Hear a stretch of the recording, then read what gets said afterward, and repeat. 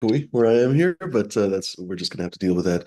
If it is too echoey, let me know in the chat, and maybe there's something I can do about it. My headphones are unplugged or dead right now, so I got to charge them. But we can figure that out. Anyway, go for it, D. Do your thing. What's going on, everybody? This show is for educational and entertainment purposes only. You have to be 21 and over to be here right now. If not, you have to get out. That means you. Back to you, Freemy. That's all right. Thank you, D. Oh, look at that. For a change, I am logged into Fumidoro, so I can actually pin the link and all that kind of stuff. Although I guess I'm probably not going to pin the link, but I will post a link so you guys can come join us. So the rules are a little bit different than they used to be, folks. If you guys would like to hop on, if you're not a regular, obviously some of the regulars are welcome to hop on. But if you're not a regular, please ask nicely in the chat, and then if we obviously say yeah, sure, no problem, then you're welcome to hop on here. Otherwise, please just don't, basically.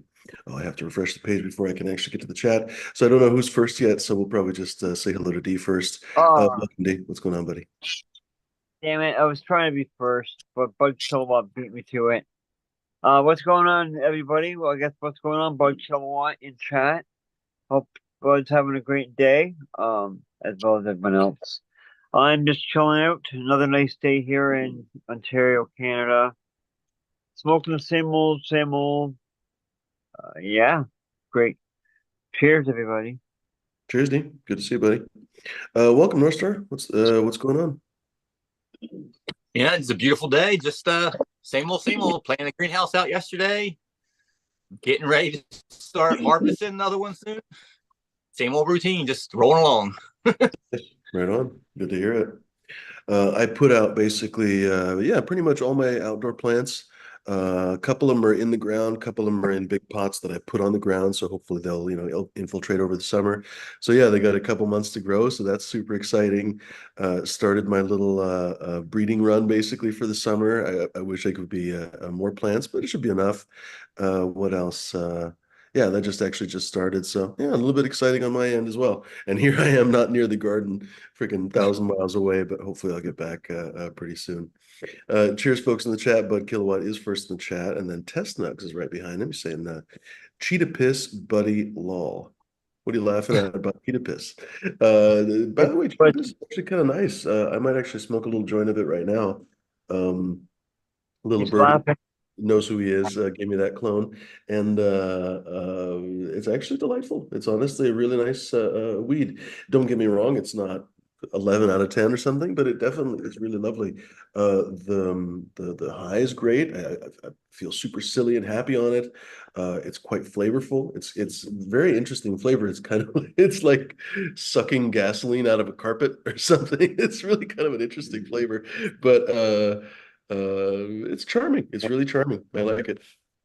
So as much as we sometimes make fun of the whole cookies crew, they do produce some good work every once in a while. Anyway, oh, I was going to post that link here. Boom, there we go. I got your test nugs. I know what you're saying. What else is new, gentlemen? I guess we're getting a slow start today. Well, What's I had no plans for outdoor this year at all. I wasn't putting really? anything outside at all, and then I have a volunteer that's now 4 foot tall coming out of my vegetable garden where I dumped some pots last year. So Well, Mother Nature had different plans for me and said, "There you go. I've been checking, and it's a girl." So I got an outdoor plant going. It's looking really good Right too. I on. mean, it's got chunky, wide, nice structure to it, and good. that's Like fun. I'd say, most of them are like 11 leaf fingers on them. Hmm. I know it came from an OG seed run, so it's probably some kind of OG. One of my sativa crosses. I'm not sure exactly what was in it. I had Hmm. about 20 plants in there, so that's Do going you to be fun trying to uh, figure out what it is. do you think seeds grow better outdoors because of that tap root? Is that something you prefer to do? I usually just grow from clone outdoors usually because I like it. I don't want to fill up a 250-gallon pot with a Hmm. plant that would be a male or not what I consider to be a keeper. So I usually don't Hmm. just start from seed outside like that. But in general, I think the seed plants definitely start with that taproot are much more of a vigorous the way they kick off and grow. I mean, Hmm. I think side by side, it's going to outperform just That's in interesting. how vigorous it is. Uh, That's what I I've usually heard of do. people doing stuff to prune the roots that supposedly helps because sometimes you get a clone and it has a long root and you're like, oh, I wonder what really is the difference between this and the taproot. I guess it's hormonal, honestly, but you wonder kind of intellectually, you're like, oh, what is really the difference between this? If I were to somehow cultivate a long root, would that help? I've never had a chance to really You know thought I any think further. it's something to do with it. I think it's something to do when you start to see. Usually, it's about 2 months when you start to see they'll show sex. That first 2 months of veg, that there's going through those stages that really, Hmm. I don't know. It doesn't. The clone's already past. It's an older plant. It doesn't have that like explosive growth it does when it's young. It's not like chunking up and throwing out, coming up like that. It's just Hmm. the way it's from starting from a clone from a seed. I think it just starts differently. Like I guess it might be hormonal, or it's just that skips that early phase of growth that is really pretty magnificent for a lot of plants. And I suppose even if it is hormonal, I guess you could always somehow supplement the hormones if you really wanted to. It's an interesting Yeah. thought, you know. I wonder if that would have any benefit. Cheers, Grant. Good to see you, buddy. He's saying sup peeps. Test Dogs is saying, where are you guys? I'm currently in Los Angeles. I think North Star is up in Northern California. Where are you, D? You're up in Ontario area. Is that what it is? Right on. Oh, we can't hear you, D. Sonoma County. Zombie Farms in Ontario. That's right. Oh, right on. Ah, Sonoma County. Um, Sonoma County is a lot of wine and what else? Just farming in general, right? They Yeah. lots of Lots fruit, of we have a lot of veggies. wine. I think what our wine is here, unlike Napa, it's not all Chardonnay and stuff. It's a lot of smaller, more unique wines. A lot of Italian wineries. Hmm. Um, a lot of food. A lot of organic, small crafted food stuff out here. Every town, everywhere has at least one farmer's market going on sometime during the week. The Hmm. one in Santa Rosa has been going on for over 50 years, right at the Luther Burbank Center. I mean, all kinds of stuff there. It's just endlessly annoying when you know we people think about farmers markets. At least it is to me, because you're right. Like in Los Angeles, I think there's probably a farmers market. Well, maybe not today because it's a Wednesday, but there's farmers markets throughout the week, throughout the city. There's probably 200 in the area. Basically, I'm not even kidding.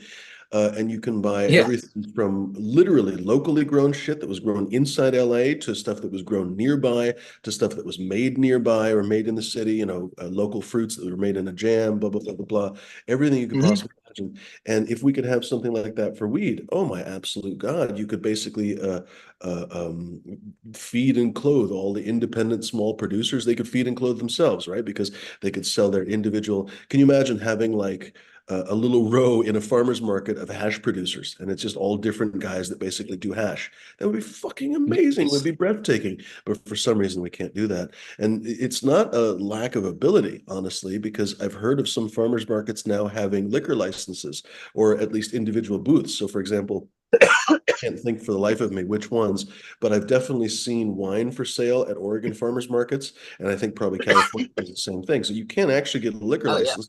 So you'd think like you could get a weed vending license somehow in a normal world, right? But I don't know. I guess it's going to be a while before anything like that happens. If it does, you know, like I'm really worried that rescheduling is just going to pull a rug out from everybody, and it's just going to be basically Walgreens. We're not going to be talking about craft hash. We're just going to be talking about however much it costs at Walgreens. What we need kind of like a farmers union for cannabis guys to get together and Mm. don't all just get together and say, all right, how are we going to go legal with it? No, let's keep us being independent farmers and not go into the system. How can we make the system work for us a little bit more instead of the other way around? So we like they have like these groups or unions. They all get together and try to figure out. We can get people together. We can go buy land over here and get together and build a farm over here in this lot. Well, how about instead of doing that, we try to figure out how we can get the laws changed so that the independent farmer doesn't have to jump through hoops like crazy. Like you said, get to a farmer's market. And the infuriating thing is that actually it doesn't sometimes it costs a ton, but a lot of times it doesn't cost all that much to lobby something. There's an American drone company called Skydio that cannot be that big. I guess I don't remember if they're a public company or not, but I don't assume that they are. So I guess let's look now. They actually took they had consumer drones and industrial drones, I guess you could say, for fire, search and rescue, stuff like that. But they took their consumer drone business away. Basically, they stopped selling to the public. Is Skydio public? Skydio is not publicly traded. Okay, so Anyway, this little apparently $170 million worth company based on probably venture capital investments or whatever else. So really actually tiny company because they were just talking about somebody else that was talking about creating a product the other day and they got $1 billion valuation from something. I can't remember even what the fuck it was. It was something to do with AI or something. But I mean, literally, like they just basically threw some ideas at the wall and got $1 billion valuation. Anyway, so $170 million company is not much of shit, to be perfectly honest. They probably sell a few thousand drones per year, literally a few thousand drones, because they're selling to fire, police, search and rescue. Like I said, they focused on that business. Well, they are single-handedly behind the DJI drone ban. Basically, the company DJI that is significantly bigger than Skydio, as far as I know, a multi-billion dollar company in China, and they're spectacular at drones, and they have a bunch of other stuff too. Besides, they have all kinds of they do all kinds of stuff. They do now stabilized cameras, whatever. But their main business is drones, basically, as far as people know. So Skydio lobbied to get them banned. Whether or not that's a good idea, I don't know. That's not my point to say right now. Like, I'll be really annoyed if I can't fly my fucking drones because of a goddamn ban. But I don't know. You know, if they're President fucking Xi Jinping's personal drone company, I don't know, right? But long story short, Skydio was responsible for basically lobbying this drone ban against an entire company, DJI. And like I say, Skydio is a small company. So it's a very interesting, eye-opening moment because you know you're used to basically thinking like, oh, okay, Apple sent their lobbyists to Washington D.C. Well, okay, Apple has all the money in the universe, or Amazon, or whatever, Boeing or something, right? Has their lobbyists. But then you remember, oh, right, actually, in the right circumstances, these politicians can be bought cheap. The system is so corrupt that you could literally buy them for some Denny's flapjacks and a couple of over easy eggs. Skydio managed to do it to the point that they're literally going to get no. The DGI ban passed the House, and they're saying there's a better than even chance that it'll pass the Senate. So literally, this one little company that spent probably a few $1 million lobbying because they don't like the competition because their drones are way behind DJI, like way behind, comically behind. Uh, but yeah. Anyway, I guess you guys got my point. Well, it'd be Right. nice here. We have a lot of problem with the farmers that are always fighting and fighting because they want a bit more access, and then all of a sudden they figure out a way they can get into the market. They're like, all right, see you guys later. Work on it yourself. I'm out of here. I'm going to go get my license.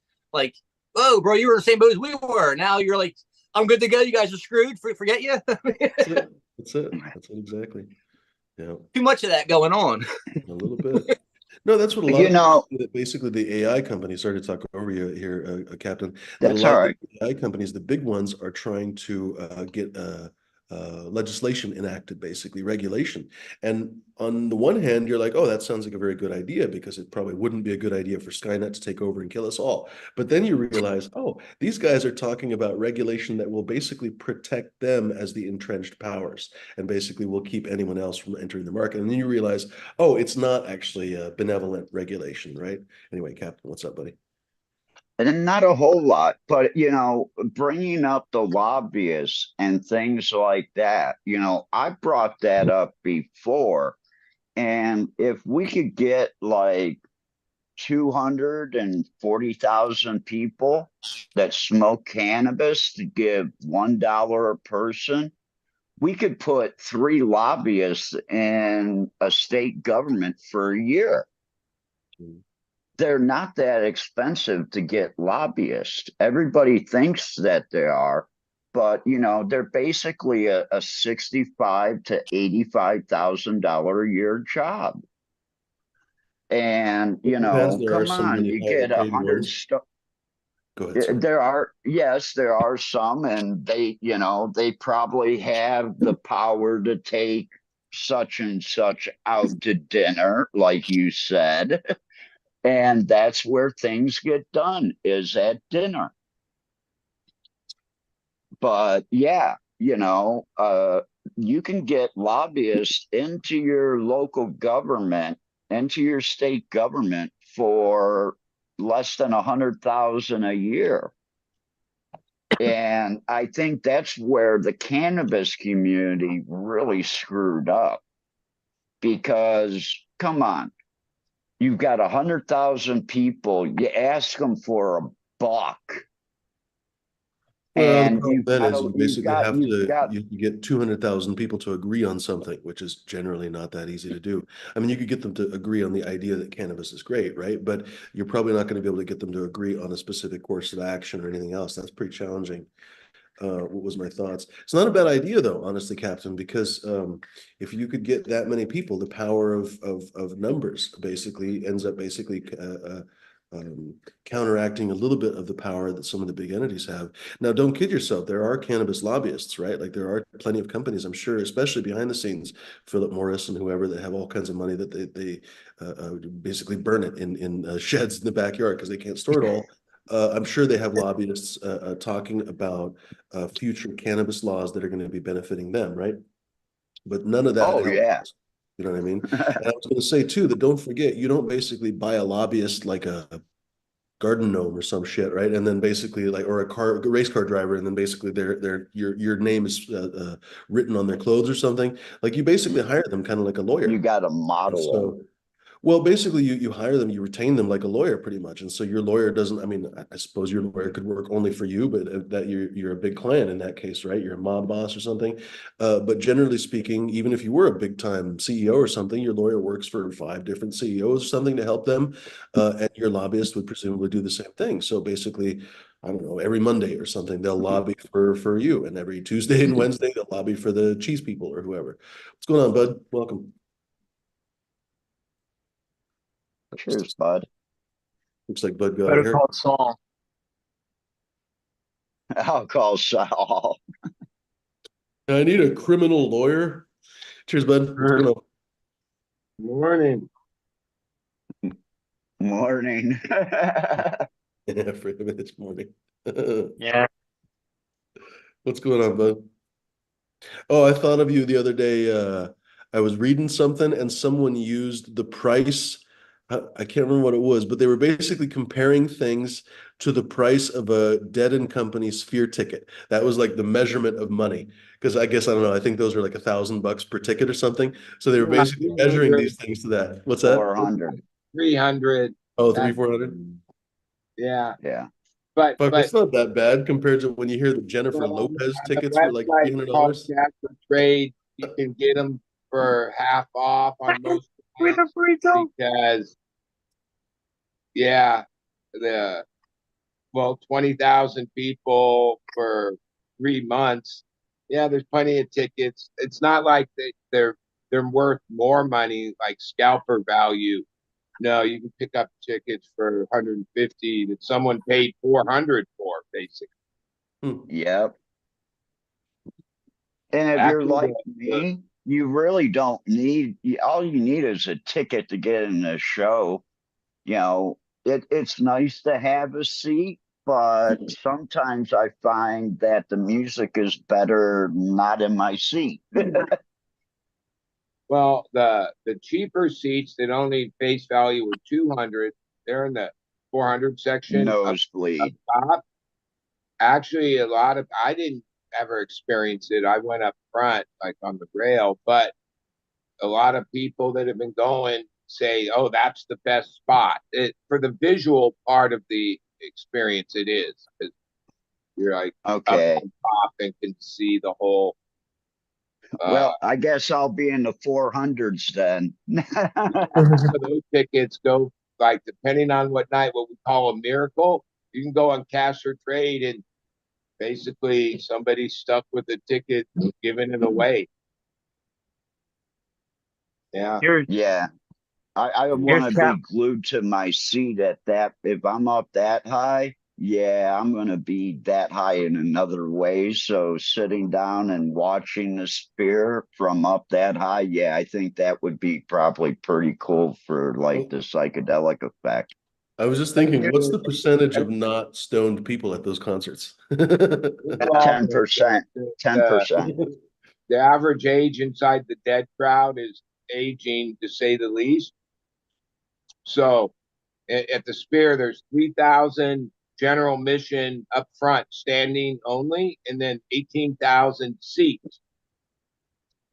I'm still of the A standard. I don't care how old I get. I go up front. That's what I do. But a lot of my friends have gotten to the age where like, oh no, I can't stand for 3.5 hours. Because when you have general admission standing, there's nowhere really to go.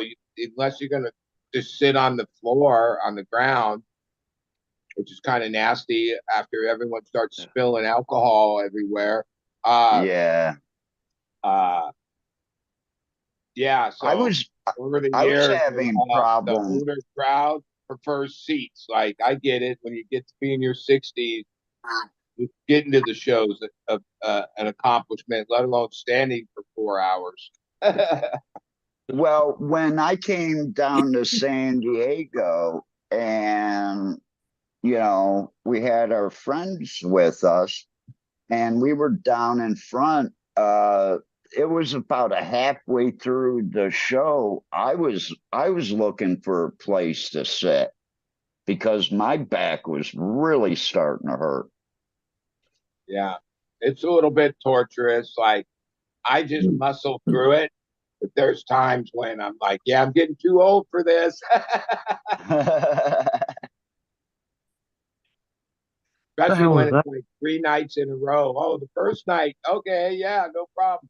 The next night, you're like, oh, and in May when I went, I woke up on the middle night in the morning.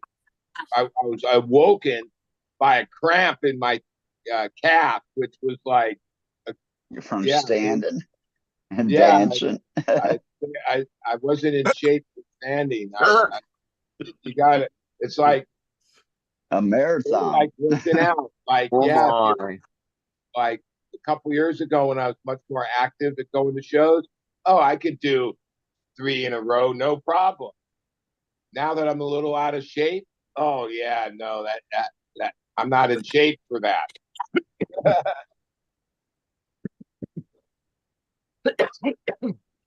But you know what? My dad has this cart now that folds out and he can wheel himself around, but it also has a really nice seat on it.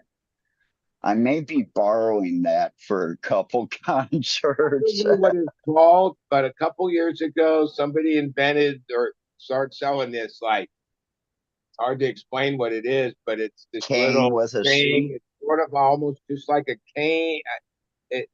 But it you can like I don't know. It opens up a little, and it makes for like a little like you eight can sit inch on seat. it.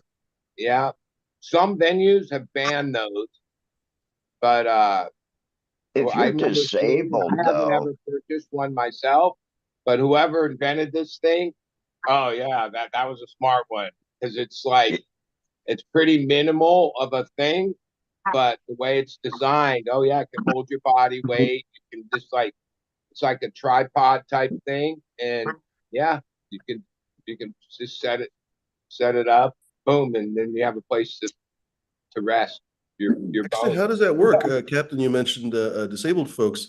I remember, well, I used to spend a lot of time going to the symphony, basically, and I remember friends of mine basically would be in a wheelchair or whatever else. If you get a ticket, there's no wheelchair accommodation really in the inside seats. It's not like you can stand up and walk into the aisle. So basically, the anybody who was disabled would get their choice of. Granted, they weren't very good seats, but they were basically at the back of the orchestra level, essentially the entire back. It was just kind of open seating, basically. And I think the upper balcony had the same thing, but you'd have to get to the upper balcony.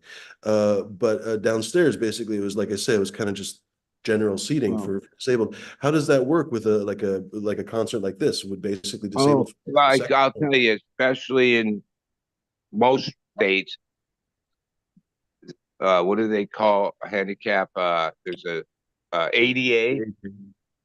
The venue, the yeah. staff, they're not by law allowed to question whether your level of handicap. So even if you didn't buy a particular handicap seats, which they sell, if you present yourself to the staff, oh, they'll always find a place to accommodate you, no questions asked. And sometimes, yeah, you're you could have right had a next to their terrible seat stage. wherever, and next thing you know, they're like, "Oh yeah, here you can be right here." And a lot of times, people that are truly handicapped, the way those seats are allocated, they're, there's like a helper, like Yeah. like meaning, so then there's two slots, but then a lot of the people that are handicapped, they don't they don't roll with a helper. So then there's those spots are like usually empty because, but yeah, the big thing is like they can't question you. Like if let's say that the securities or whoever the staff said, "Oh, are you really handicapped?" No, that you would be able to sue them. Like In they're a not heartbeat. allowed to question like like handicap. Like if you declare it, then that's it. That's it. Which I think is a good rule ultimately because Not somebody might be truly handicapped in wheelchair or disabled it, but handicap can is much broader than that, right? Like Yeah, who there's am no I to there's judge no whether way to you're tell handicapped? basically. Sometimes I think when I see people of young age pull up in the handicap parking and jump I out of the get it. car in there, you can tell there's yeah, that's not up to me to decide. You know what I mean? Like sometimes I'm wondering, yeah, that guy don't look too handicapped, but oh well, he's got the placard. You know, I get a lot of that when I was traveling because I'd walk up to the gate or up to the ticket booth and I would usually have already, put in my ticket for a wheelchair. And I've had a few of them in Asia, and Asia's completely different than the laws here. And I've had them question me if I'm handicapped and everything like that. And I've had a few of them kind of want to, refuse me until I pull out my placard Mhm. Well, because actually, that's what I would take it over in Thailand was the car placards that I had. And I would have that with yeah, my passport. yeah, our And country, it's called the ADA, American Disability Act. And when they passed that so many years ago, yeah, that's a lot of protections have been yeah, put in place for for well, I could be speaking wrong. Like I don't it's like one of those things I no, don't think you're even supposed to use the word handicapped. Like that's like a bad like disabled. yeah, like I mean, yeah, I don't know. Like somehow we have weird rules on what words are acceptable or not. I find that weird, but yeah, you're not supposed to It's say about, hand. but people really blow that out of proportion. I hear people all the time talk about political correctness or whatever. It's just basically more or less about not being an asshole. There are plenty of people who blow it out of proportion. I live on the West Coast, and there's plenty of people who just they love to just kind of be outraged. But those are sort of outrageous people already, right? Like people on the fringes are already kind of they already display fringe behavior. So basically, when you talk about stuff like handicap and everything else, it's really about how someone just doesn't want to be perceived. How do I put it? Like, thankfully, I'm not disabled now, but I have been in the past. I used to have to walk with a cane and everything else, and I looked like a normal person. So, for example, if I'd get out of a car, I look like a normal person. If I stand up and I'm not walking around, I look totally normal. And then I whip Yep. out my cane and hobble around, right? What was I going to say? I don't want to be called a handicapped or something like that. I didn't even really want to be called disabled. I never got a card or anything as much as I should have because I'd be walking down the entire Costco parking lot in a fucking July sunny day when the parking lot was full. And then, like you say, some young kid pulls up into the fucking handicap spot right in front of the store. And I'm like, you fucker, you're not handicapped, to my head, right? But you can't, you move on with life, right? It wasn't that kid's choice for me not to get a handicap placard for my fucking car. Anyway, what were we talking about? Well, some I think people like just whatever. I Did forgetting. you call guys, them like Oh, go ahead. I refer to those people as nosy Nancy's or whatever. Yeah, some people are just in other like that part of that is yeah, they're more concerned of other people like myself. I don't give a fuck what someone else is doing unless it like personally threatening me, affecting me. Yeah. Yeah, I never get in other like whatever people do, that's on them and that's fine and dandy. Like, but there's these other people that somehow spend their existence worrying about what other people do. I for the most part, yeah, I don't really, yeah, whatever. If you get away with something, fine. That's good for you. But Yeah, when there's a you lot have of to that in pay this the country price where for people. that, I'm Yeah, sorry. Okay. ultimately, like myself, last couple when Captain came out and the tour, we were using like handicap as like, yeah, there's benefits to it. Like, oh, if there's a huge line to get in, oh no, there's a handicap elevator, and boom, you're right in. Shorter line. I have yeah, this weird thing follow me.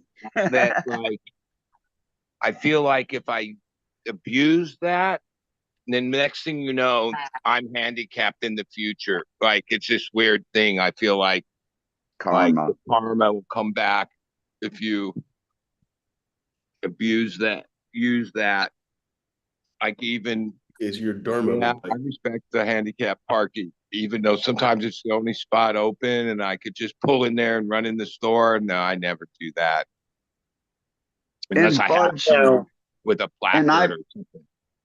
and I've been out with Bud, and Bud can tell you I don't play my handicap card. You know, that's the if I have to, that means I've gone through all the other resources that I know on how does to a do handicap certain card beat things. two aces or what? I'll tell you this. Oh, it beats a full house. It is like especially at concerts. Sometimes, yeah, there's a separate line for the handicapped people in the United States. Without knowing people's personal details, just looking at them in line, a lot of people are handicapped because they're fucking overweight. Yeah, Like they're so overweight that they are technically handicapped. Yep. Like oh, it's not that they have a yeah, yeah, all right, I guess achieve that overweight status, yeah, I guess you are sort of handicapped. yeah, but you know what? In America is the only place I see that. In Asia, More and more no. common, actually. I'm surprised you didn't see more of it in Thailand, actually, Captain, because when you look at statistics, apparently worldwide, everyone's getting fatter. Even China, what Africa, in the Middle East. Middle East is one of the fattest per capita, actually. There are several countries that are fatter per capita than the US is, believe it or not. A few, Kuwait. I guess I can look that up, but seriously, a couple of I'll, Kuwait, Liechtenstein, something like that. We're not the only one. Customer service. What's that, Nick? Hello, customer service. How may I help you? when I was going through Clintar, I noticed that a lot of the Muslim ladies are much bigger,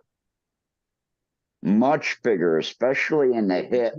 Cultures over history, that was a sign of status, meaning like You can eat. yeah, to be that like oh, that means well you can afford to have the excess of stuff, you know, like the food, right?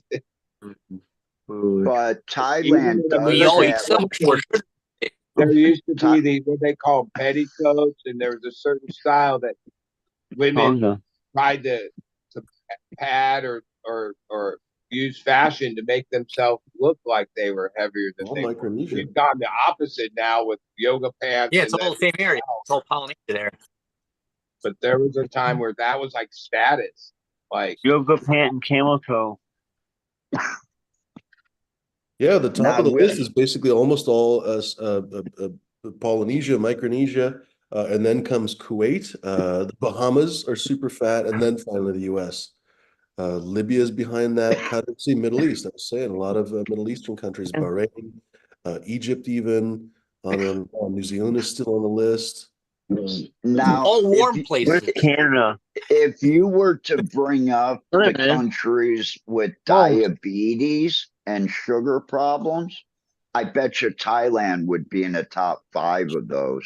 Oh, There's a big problem with sugar and diabetes in Thailand. Oh, there we go, Canada. Oh, the 55. people's world eat so But much more can sugar I than we used imagine to. in Son. Thailand, they're serving more real sugar than corn syrup, where here Yeah. you got that issue, but it's not because of sugar, it's because of the corn syrup, basically, right? Be, we've got people, you know, even at my house and out in my little village, we would have people come around on their scooters, and on the back of their scooters, they would have sugar canes, and they stop at your house and they would press the sugar cane for you right there. This is I've seen eye-opening. that. So That's pretty cool. I just looked up a list of countries by diabetes rate. There are countries that have 30% diabetes rates, like Oh my Pakistan. goodness. 30. Sorry. Where's Wait, what? Thailand at on that list? They're way down. I Holy can't shit. get over 30%. That's just bonkers. Thailand, 9%, 10% basically, 9.7%. Canada? Okay. Saudi Arabia is at 20%. How do they have such high diabetic rates there? Are they just eating baklava all day long? Mexico is 16%. United States on this list is somewhat low. United States is at 10.7%. That's Almost Canada. as much as Yeah, Thailand. not that bad. Brazil is just a little bit lower. Mexico's higher at 17%. Bangladesh is super high at 14. Egypt at 20. Turkey at 14. Russia's down at 5.6%. Of course, it's because everyone fell out the window. Well, I mean, Thank isn't it like Uh, a reality that the further you go Canada. north, whether it's like actually overweight or just people put on more weight because when you're in a cold uh, environment, you know, yeah, that becomes like Cuba. I notice that most people that I know that are heavy, yeah, they're always want the AC on. They're like on the verge of sweating, just sitting there, right? Uh, But then when you get to like Austria down at I when 4.6. still you don't live see up Canada. north in the cold ass winters, yeah, having a little uh, Oh shit. weight on your bones help helps you stay warmer, right? Yeah. Hey, did you pass Canada? I didn't see Canada yet.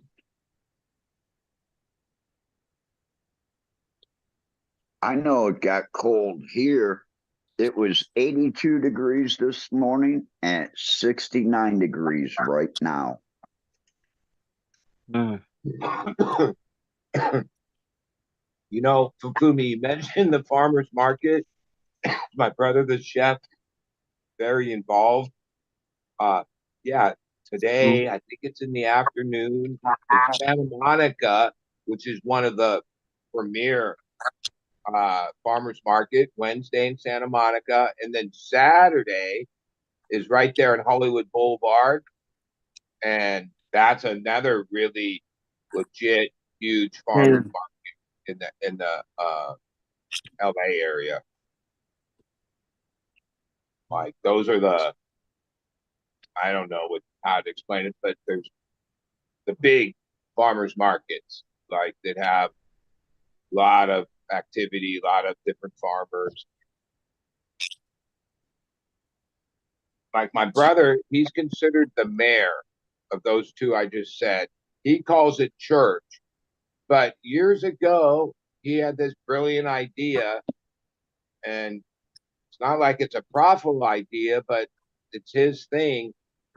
He hooked up those two markets and a couple others, mainly the farmers, because he has relationships with McGrath Farms and Oxnard and Tutti Frutti tomatoes and different ones. Fruity fucking fruity. Those operators load up their truck and go to farmers market.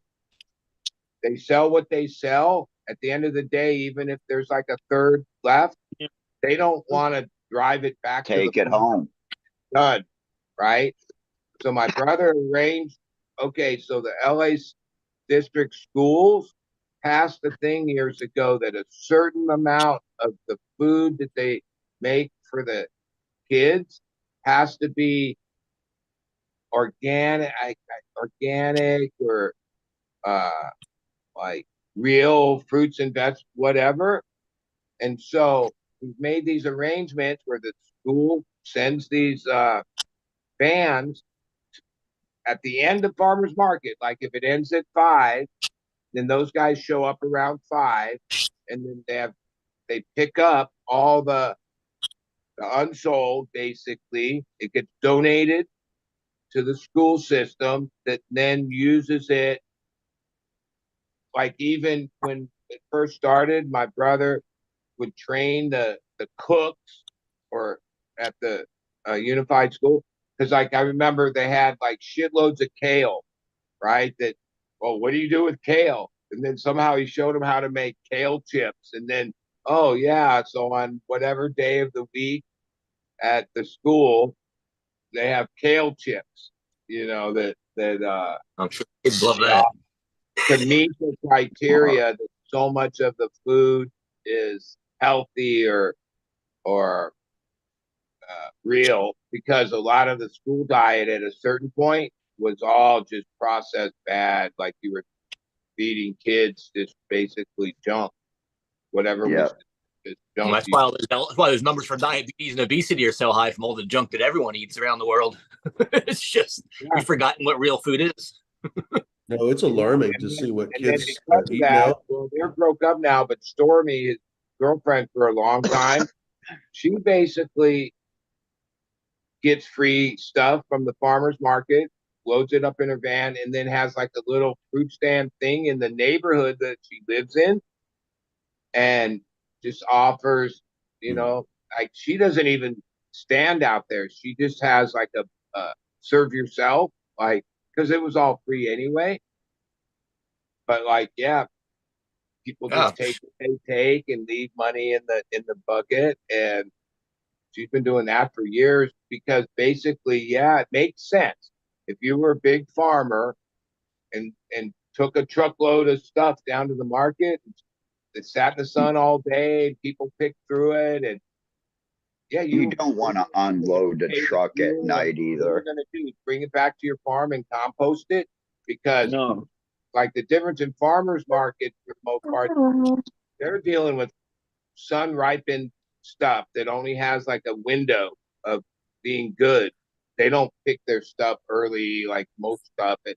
It can be on the shelf for weeks at a time.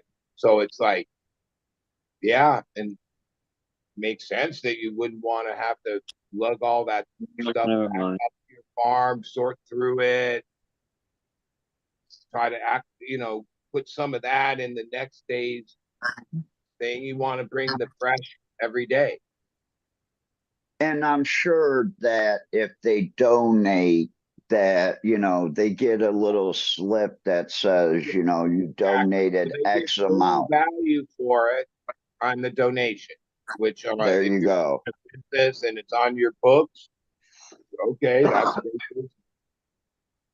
Yep. Then we don't have to spend paying a couple guys an hour to unload the truck and sort it out what's Well, actually good they and what's actually actually farm said food. that we could like just about eliminate uh, Lemonade.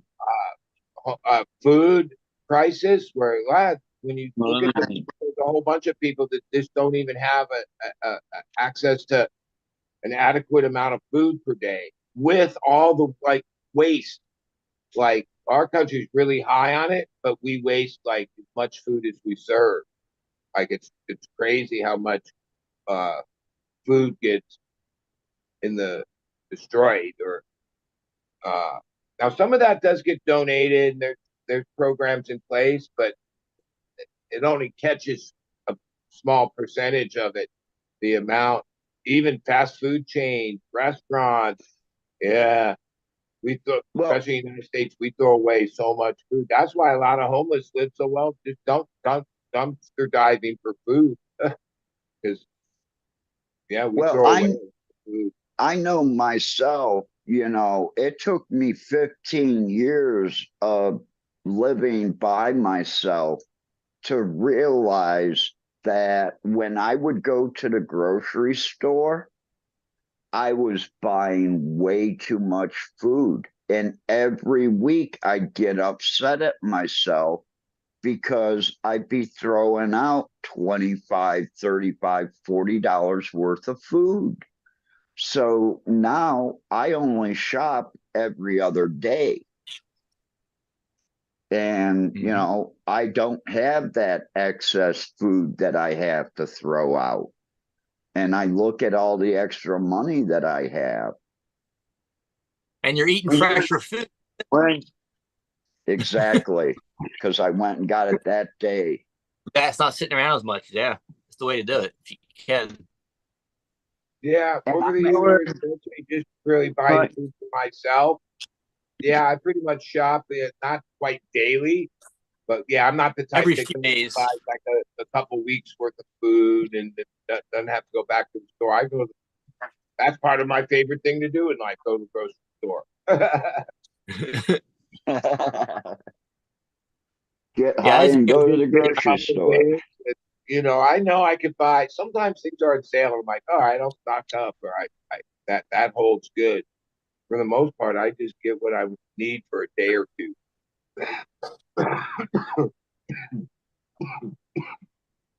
Yeah, I couldn't Really? believe that a big pack of toilet paper, 8 rolls of paper towels, and 4 boxes of Kleenex Puffs Plus with aloe, and it's costing me $35. yeah, Oh, yeah. man. And there's cheaper paper towels and there's cheaper toilet paper, but God, that's the worst shit. Like, so like that's like the one thing where I've learned, especially with paper towel.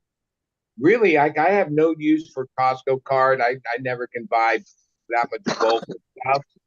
But the real thing I stop in there for is to get that big thing of paper towels. It ain't cheap, but it's a How are good you not value. eating a rotisserie chicken every time you go? Quality Mhm. paper towels. Oh, And can't even beat that. though Oh, I could probably save a good amount of money per year, I use paper towels like all look, there's a roll right there. There's a roll in each of the grow rooms. There's Yeah, they're you a always- handy thing, those paper I'm towels. partial to our toilet paper. It's the best toilet paper is.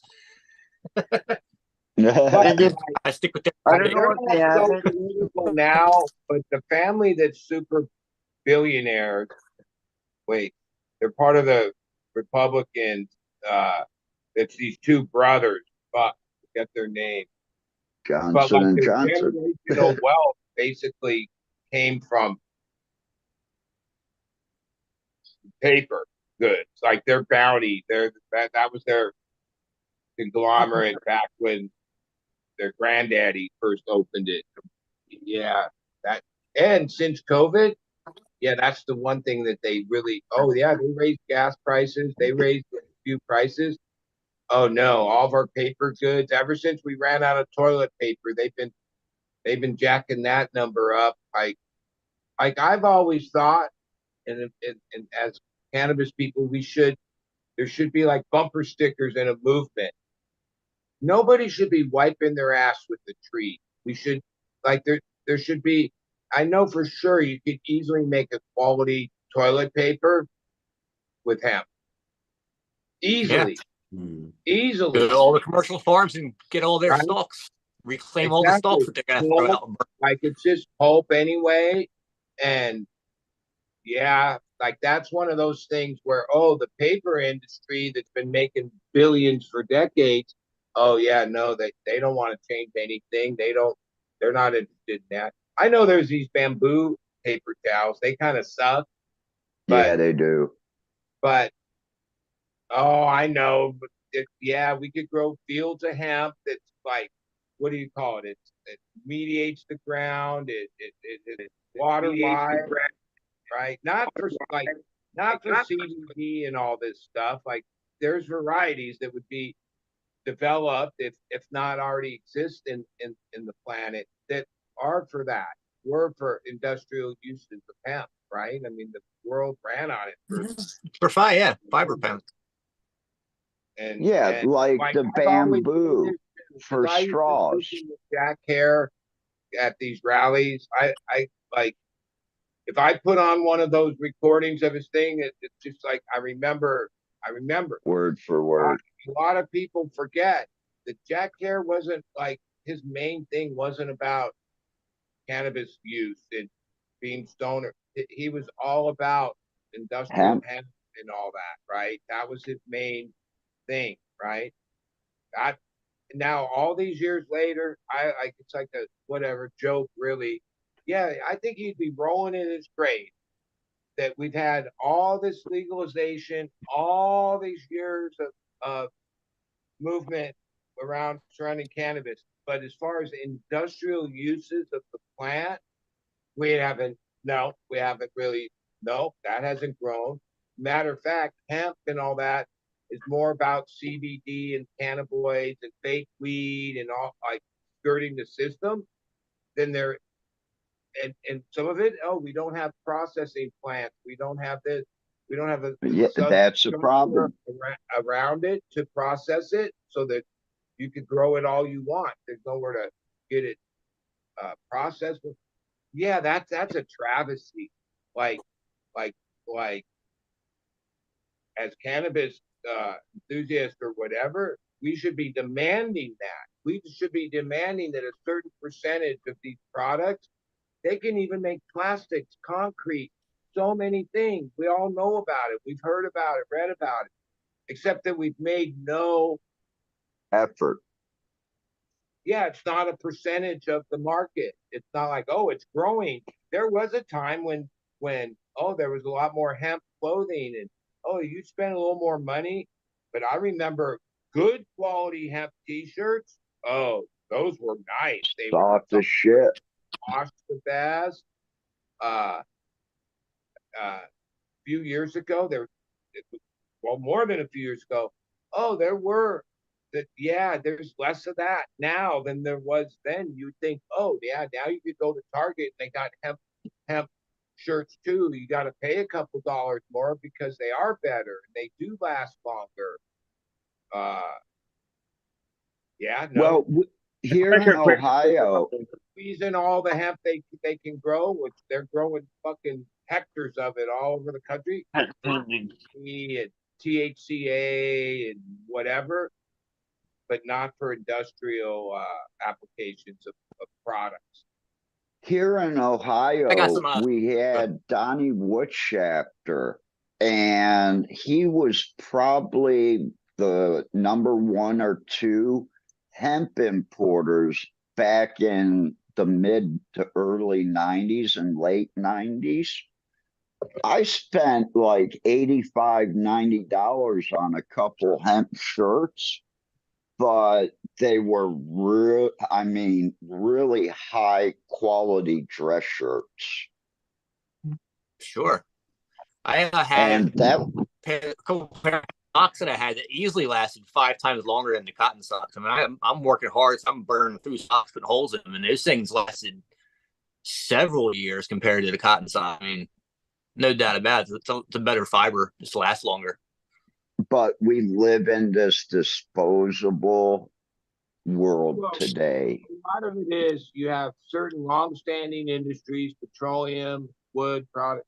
They're afraid of giving up 1/10 of 1% of the market share, let alone a couple percent. But we need more lobbyists in here pushing for more of it. And they spend money on lobbyists and everything else to keep things just the way they are, because God forbid we develop or change or adapt and then they lose a little market share. That would be catastrophic to their stockholders, to the whole thing.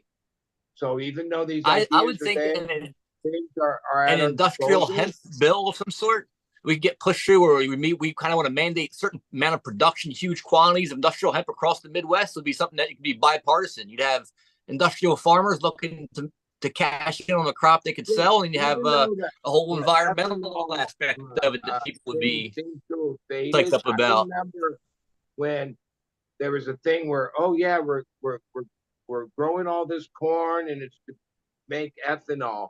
And I remember someone having a thing, if you switch the thousands of acres of corn to hemp, it would, one, it's shorter crops, it's less water. It remediates the soil, and would make a fine product to make the ethanol from, like extraction rates and all that. But even though all that is known, yeah, they're still growing corn to make ethanol, right? There's not like Because corn has subsidies. we're like Why are they gonna stuck. turn down subsidies? Exactly. The people that have been making all this money, And it's never for goodbye with corn. generations, See you later. yeah, they don't want to give up any. They don't want any change that affects their bottom line, right? I think Legal really with the weed. corn is if they end up losing their crop, just like Fumi says, they get paid for their crop. Where if they grow hemp, there's nothing to protect them in case something goes wrong with their crop. So yeah, that I think that's what they really look at. And until we can get something like that for the hemp farmers, then yeah, that and processing plants. That's the biggest problem. You'd basically have to convince a bunch of geriatric Washington, D.C. politicians that hemp could be transformed into a war product. Because from what I understand, the reason There for you go. corn subsidies is because the U.S. strategically vastly overproduces the corn needs for any given year. We export as much as we possibly can. We use as much as we possibly can. There's Destroy. literally every single product you could find, and they still end up burning a bunch of corn every year. The point of that is so that in the event of a war where the U.S. is cut off, for example, from external sources, both in terms of food and specifically fuel, the U.S. could produce enough ethanol to completely cover its needs. That's the idea. And the funny thing is that it's actually a really good investment because as wasteful as it is, and it's just horrifically wasteful, it's only a few tens of billions of dollars. And when you think about all the money that the U.S. spends on missiles that they blow up into the side of a hill every year for whatever else, honestly, it's peanuts, right? So it's interesting Look to at the because the entire hemp industry could fit in a rounding error of that whole thing, right? So basically, if a bunch of hemp farmers were to convince, because obviously you can make all kinds of useful products out of hemp, from oil to ethanol, I'm sure, on and on and on. People just haven't done it for 100 years, right? Because it was illegal. Interesting. Yeah. Exactly. And you actually brought up a point that I had totally forgot about, Fumi. Thank you. What's that? Or which one? I already forgot about it. You got it again. Damn it. Hey, I'm smoking some really good pot right now. nice. Right on, Cal. So yeah, coming back to the States, it's like, holy shit, I was smoking what? Were you basically smoking, like, compared to the weed here, was it all basically boof or what was it? Yeah, a lot of it was boof. Oh my God. I even bought super boof, and it was a deal for 3 grams of it. I literally gave 2.5 grams of it away. Wow. You know what's funny? I don't really like super boof all that much. I actually kind of got rid of the clone. I thought about getting it back because I have seeds that I crossed to the super boof. It's kind of weird not to have super boof again. But like I don't like the high very much. That one and another one, No.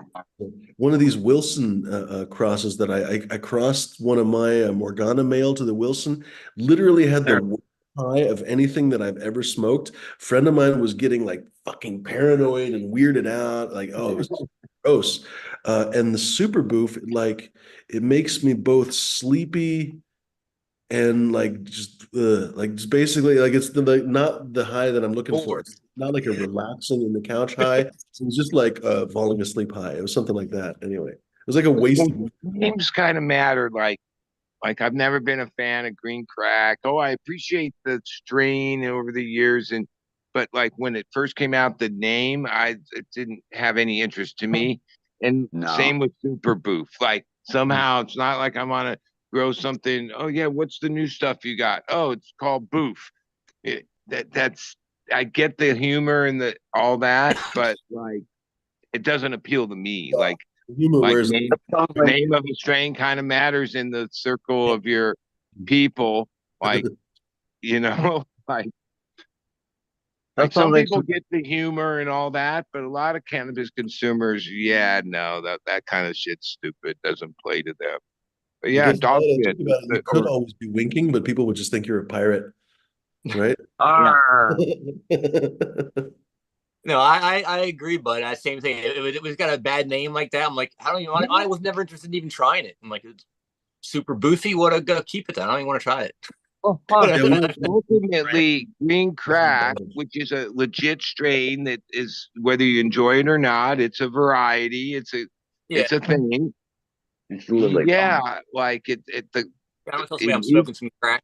yeah, like what if it was named something else from the beginning? It might have landed in the It lexicon was.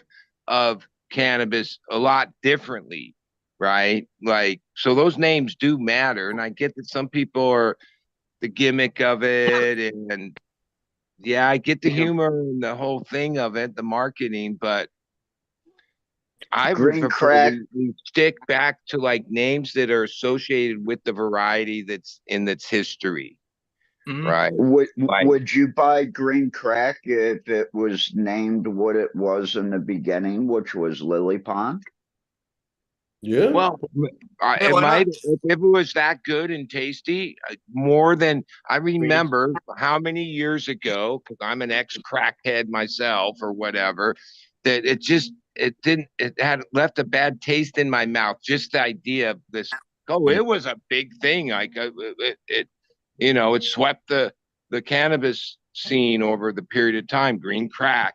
I just thought the play on crack was like Yeah, I didn't like that especially part. those years because when that came out was really at the tail end of the crack epidemic. Like, not that there isn't still crack problems in the country, not like it was when well, crack's probably here when it popped the scene, or maybe not that long, but yeah, the crack part had more of a Bad yeah. taste in your I don't know, mouth. like you're all old enough, you remember it. Yeah, it just didn't like it wasn't like, oh yeah, fuck yeah, let me get some of that green crack. I want to try that. Matter of fact, I'm gonna grow it. Green crack. I remember there were people then that during the 215 era that were selling basically green crack on their shelf, but because whatever they named it something else. Yeah. Lily coin. And I imagine Super Boof might be the same way because I've heard it's like a pretty damn, it's legit. It's a variety. Yeah, it's not even its own Yeah. strain. It's just a renamed blackberry. Yeah, because a lot of people, yeah, they buy by names matter. Names have a lot to do with what attracts somebody to go. Oh yeah, what's that called? Oh, let me try some of that. Yeah. Names matter. Well, I like to know the name because then I can look up the lineage and what it does. Because if I'm smoking something that's a sativa, I gotta be careful because I got very high anxiety. So if I like read anxiety, then it's like no, if I don't know the name of that. Like that's and I also keep my list. I got a whole list. Well, Pages, even pages. though it's oxidized and it was really good. It's going on 2 years when I was hanging out more with Trevor from Sungrown Mids. He had Malawi and Malawi crosses, right? He warned me, and I remember saying to him, "Oh, dude, I've been smoking for 40 some years. No weed does that to me." And No, like you an got hour later in the paranoid. car, I was like going, "Holy shit, this shit." When you talk about anxiety or uppity or yeah, Yeah. Malawi. Like somehow it doesn't even. Oh, it's not the prettiest, most fucking dense bud or anything. It's Malawi, but somehow that variety. There's other ones that kind of give you a similar thing, but nothing quite at the level of Malawi. Like that shit is straight. Like I felt like I had OD'd on caffeine. Like if you drink too much strong coffee or heavily caffeinated, it Yep. you get this like uneasiness. That's what I felt when I smoked Malawi. And oh, I had a bunch of it in a couple more Jitters. classes. It wasn't like I had the one experience and then that was it. No, I went home, I smoked it in the morning by myself. Oh, every time I hit even just a couple hits of that shit, the same thing happened. I was like, now, hey, there's some people that's what they like. That's their thing. No, I'm on the opposite spectrum of what I look for in cannabis. I don't, yeah, that shit's gnarly. Malawi. That's funny. I was gonna say that, like, as soon as I started to say it, I was like, "Oh no!" But Bud probably has better solutions. I was gonna say, when you go to a concert or something, wouldn't you rather have some really killer Thai weed or something that basically just is kind of like lifting the top off the convertible and just listening to that music and feeling that great euphoria? But the fact Yeah, of the matter is, you probably just do LSD. yeah. I mean, that's variety's good, but like I like weeds that make me stupid stoned, Yeah. right? Like, and whether I'm at a concert, kicking back, yeah. Yeah. Now, oh, is that sometimes? Yeah, I have to work through that. I've learned over the years because that's just my thing. I can name all the negative sides of pretty much consuming stupid stoned weed all the time. Right? Yeah, lazy, procrastinate, nap. There's but oh, that's just the price you pay.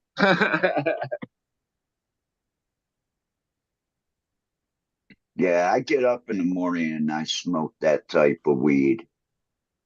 And I Uh, found like and I know gets real more individual. Right? Certain strains are give me a sense of well-being. Oh That's yeah. right. Like, oh, I've had other drug issues in the past, so I know about like a lot of times the rush of coke or this or that is that like a little euphoric feeling.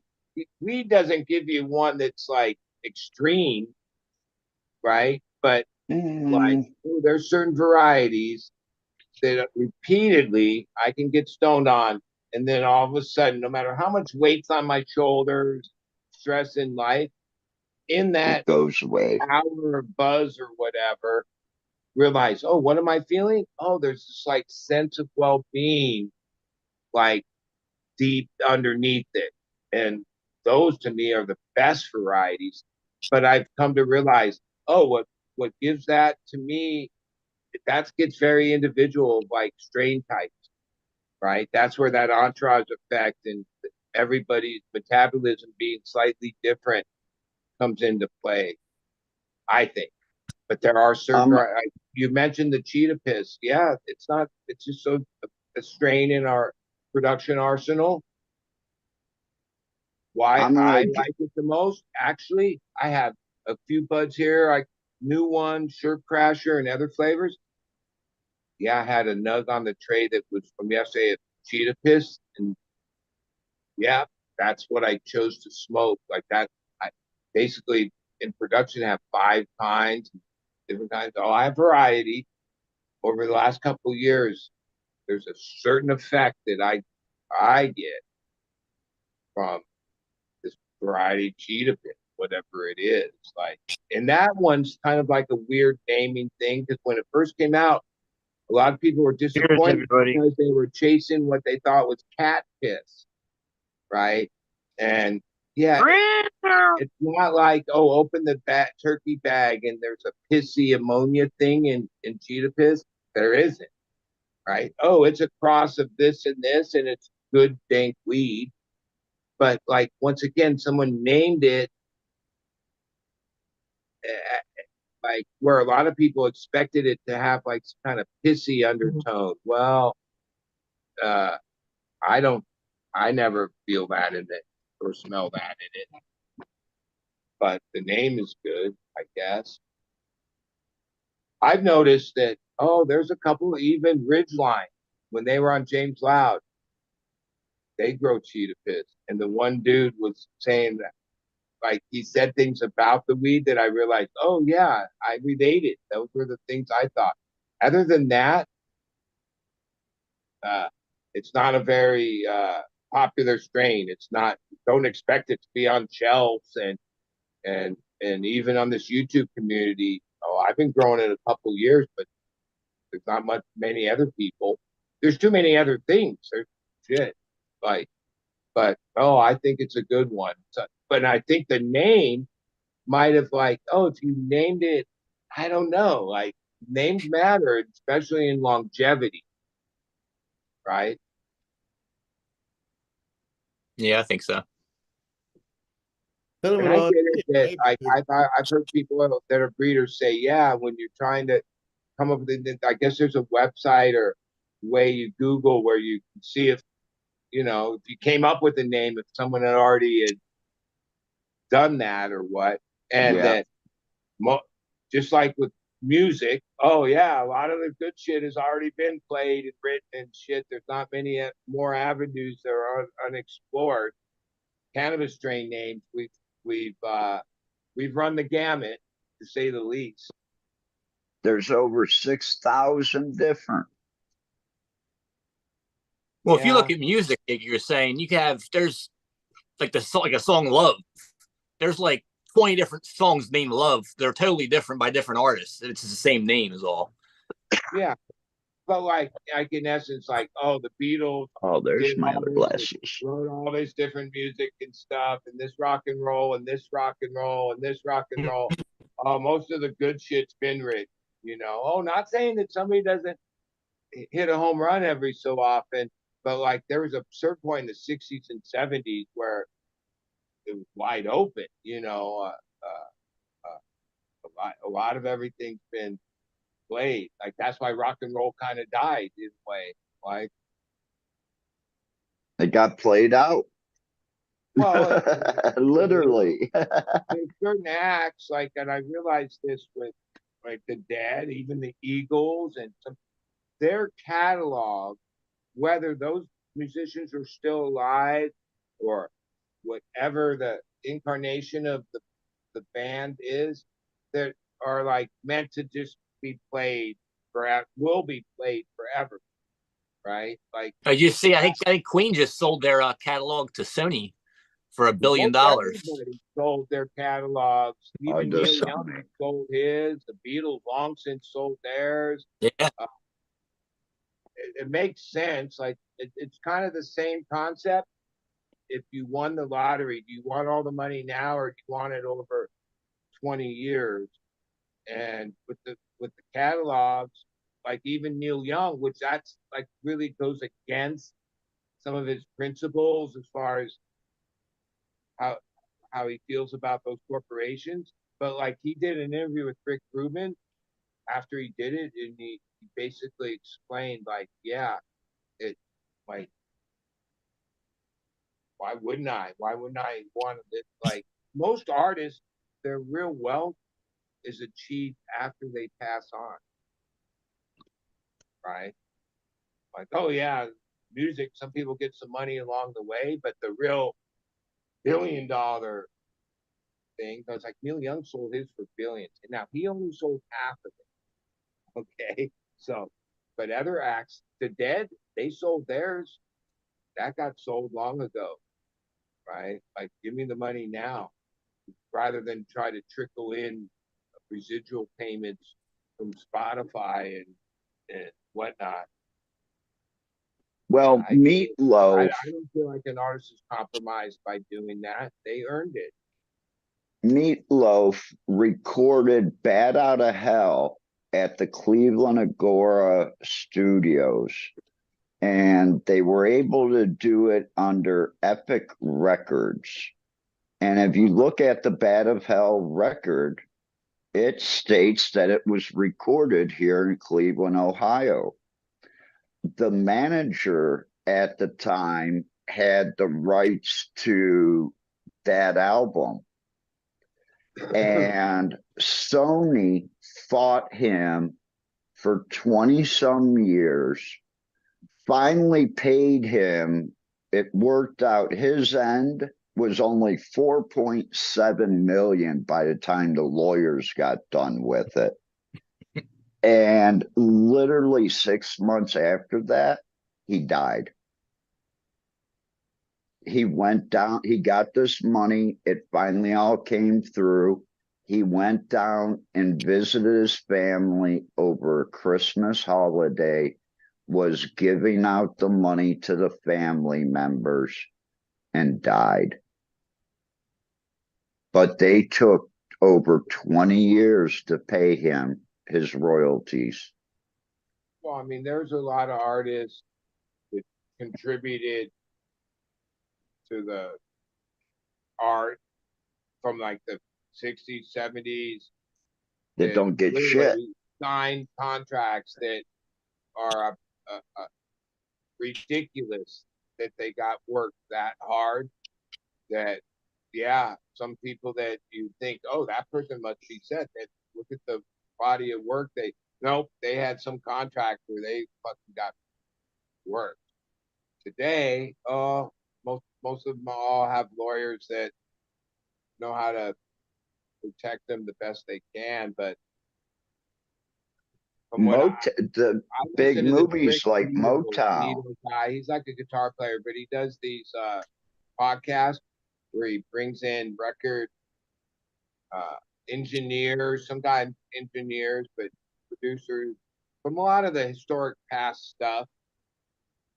And a lot of the conversation there is that, oh, in the current world, like none of those people would exist in today's world. And a lot of times when you go, oh yeah, this classic album, yeah, the musicians were pretty good and all, but oh, it was this guy that recorded it and tracked it and used techniques that, like, oh, recently he's had a lot of stuff with Steely Dan, right? Well, of course, like Steely Dan hardly even did concerts, but everybody knows all that music. And when they break down, like at the time, they didn't have digital, they didn't have this, they were cutting and splicing, and the real art of producing and making a record that sounded that good were these engineers or mixers and guys that, yeah, due to the change in the business, that doesn't even exist anymore, basically, right? And yeah, that's why none of the music is, like, I don't know. I try to stay current. If something was good and worthy, I would buy it or download it or whatever. There's some catchy tunes that come along, but not like classic album that you're like, holy shit, listen to how this was produced. And then when you really get into it, the Well, there's plenty of technology good that music. they Come had on. at the time, it's a miracle that they were able to create that quality with that level of tech compared to like the tech we have today as far as pressure and all this stuff, right? Well, what But kind of music do your plants like the best? it's like a lost art, meaning being an Play audiophile Parker. or being into Billy like in the high Mountain. quality music. Yeah, that's a lost art. Even they build the studios now to like record compressed music. Like if you know it's just going to be downloaded and YouTubed and this, there's no reason to spend the money and the effort to put no one's going to hear it in that, right? So a lot of the music is produced and made knowing that it's going to be played in a format that isn't very much fidelity. At the same time, records have come back in a big way, but I think there's plenty of good music being made these days, and plenty of quality ways. Yeah. Yeah, but some of those I classic have- records, like from all Yeah, kinds I of sold my music, collection a from little 60s and early. 70s, the amount of work and hours of mixing and all the different like ways they mic'd the drum or the way they ran the Vex loops and stuff. Like sometimes I've listened to things where they break things down into separate tracks, and then you really hear like, holy shit, then they put all that together to create that magical sound, right? Beach Boys, like, oh, when he was in the peak of his thing, even though some of that music might not be the great catchy or whatever, if you listen to it from like the way that I love they boys. recorded it and the tricks they used in the art, that was an art. That was a really high art form. Over the change with digital and everything, the internet, yeah, that's a long lost art. Like, yeah, like record companies don't Digital spend that versus kind of analog money doesn't change to the produce ability a to use record equipment. anymore. Like, It doesn't there's change no, anything. they're not going to book a studio for 6 months and we get in there and create magic. No, they don't even need a drummer, even though there's a drummer in the band. Some recordings are made where it's like, yeah, nah, we just use drum machine. It sounds better.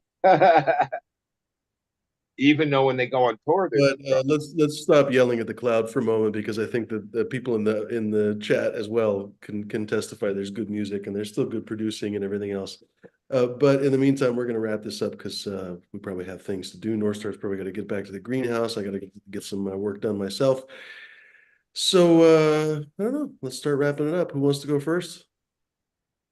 Captain? Well, thank you, Fumi, for giving us some place to meet up and enjoy our early afternoon. There you go. Thanks everybody out in chat for sticking around with us and hanging out. Hope everybody has a good day, and we'll see you on the next one. Peace. Cheers, Captain. Good to see you. Go for it, bud. yeah, have a good rest of the week. And I guess most of the places are pretty hot. Try to stay hydrated and cool. Keep your plants hydrated too. That's right. Cheers, bud. Good to see you. Go for it, North Star. All right. Thanks for having me on. I hope everyone has a wonderful day. You manifest your own destiny. So be a positive force. Everyone take care. Cheers. Good to see you. Take it easy. Go for it. Thanks everybody for watching. Thanks to all you 39, no, it's 40 people a minute ago for watching. Don't forget, like always, Saturday, takeover. Brains. Hope everybody has a great rest of the week. Don't forget to like me on Instagram at D_zombie_. Also on YouTube, because I do shows, They do. free shows at DZombie_745. Later, everybody. Cheers, D. Good to see you, buddy. That looked like a middle finger until you revealed the other finger, and then we realized it was a peace sign. It went from war to peace very quickly. It was kind of funny. Anyway, people in the chat, what are you flipping me off? Oh, okay. Anyway, cheers, folks. That's the rest of it for I guess you and me, and the rest of us makes 3. Cheers, Midwest. Cheers, Christoph. Good to see you. Salt and Sea Seeds is hanging with us. Good to see you, Robert. Cake in a Cup still hanging. He says, "When I was a butcher," it sounds like when I was a young man. When I was a butcher, I would have Beach Boys' greatest hits on loop out back when I was breaking up beef. Drove everyone nuts. That's pretty funny. Grant Widener says, "Keep Portland weird. Hardcore's in the house, telling cracking jokes, all kinds of stuff." What was he saying? He said Weird Al's Food album was the apex lyrically and musically of all time. Of all time. Hear me out. It was the best album of all time, says Kanye. Stragglethorn's in the house. Jason online. Who else in here? Jones and Two Grow. Cheers, everybody. Good to see everyone. Paulie Figs in the house. Good to see as well. Cheers, folks. Good to see you, like I said. And please do visit my website, fumidoro.com, FUMIDORO.com. You could also type fumesofgold.com. It'll redirect to the same place. There's a couple other websites as well, but I can't remember them right at the moment. So I guess just use one of those two. I very much recommend Sour Morgana. I very much recommend, of course, Morgana version 2. Also, Mr. Scotto was talking about gaffer tape in the chat. That's the GG4 Across the Coot special. Very much recommend that one. Anyway, folks, if you would like more recommendations, please don't hesitate to email me, fumidor@chronictable.com. I would be happy to offer you some suggestions or advice or answer some questions, whatever the case may be. And until then, post something wonderful, my friends. Be kind, be decent, be gentle. Don't be fucking pricks, dicks, or lunatics. And until we meet again, adios. Thanks for having. Later, Gators. Cheers, D. Good to see you, buddy.